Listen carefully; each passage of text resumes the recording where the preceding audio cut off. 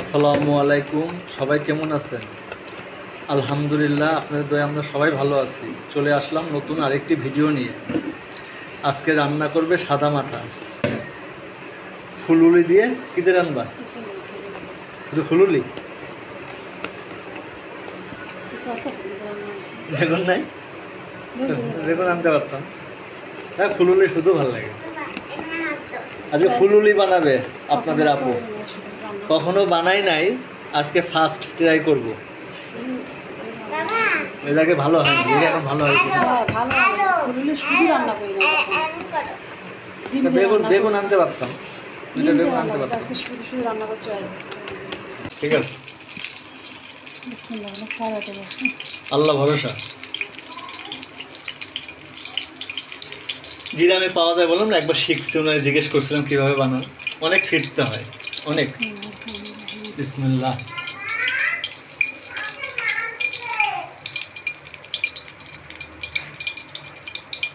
দেখা যাক কেমন হয়।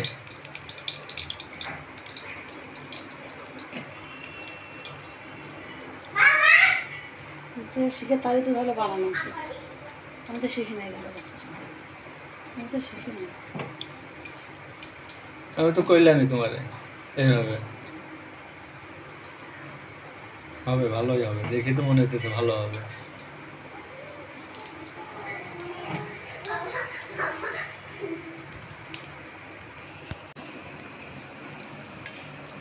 এই হচ্ছে ফুলুলি, আপনাদের আপু বানিয়ে ফেলেছে।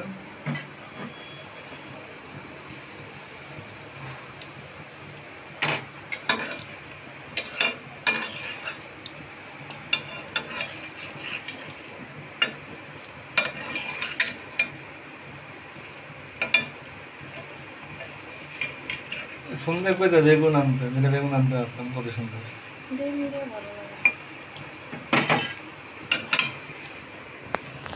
একটা খেলাম।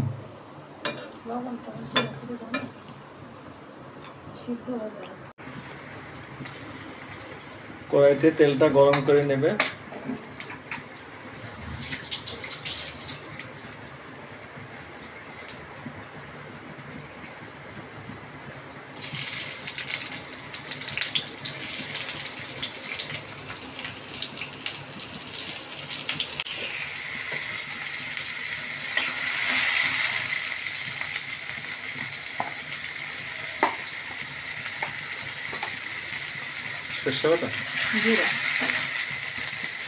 আলহামদুলিল্লাহ।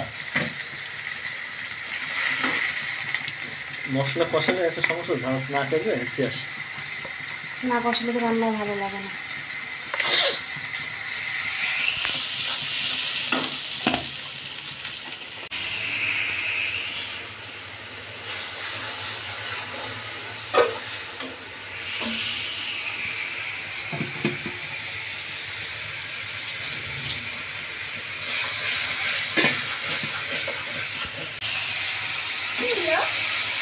মশলা কষানো হয়ে গেছে, পানি দিয়ে দিল।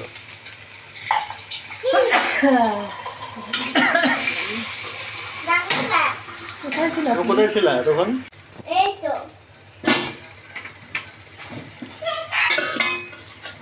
এখন ফুলুলি গুলা দিয়ে দিবে।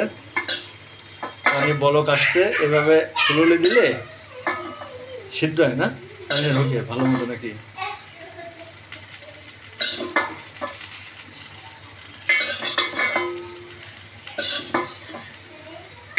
দেখা যাক কেমন হয়, ফুলুলিটা সফট হয় কিনা। খাইছিলাম, আশি ছিল ভিতরে, শক্ত ছিল। আর কি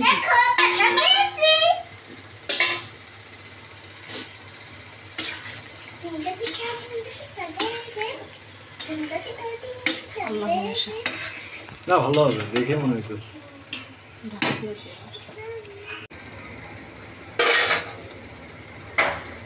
ফুলুরি রান্না হয়ে গেছে প্রায়। কত সুন্দর কালার আসছে, লোভনীয় colour.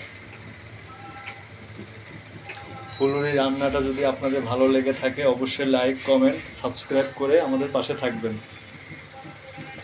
R please full watch time পূরণ করে দিবেন। সবাই ভালো থাকবেন। আল্লাহ হাফেজ। আসসালামু আলাইকুম।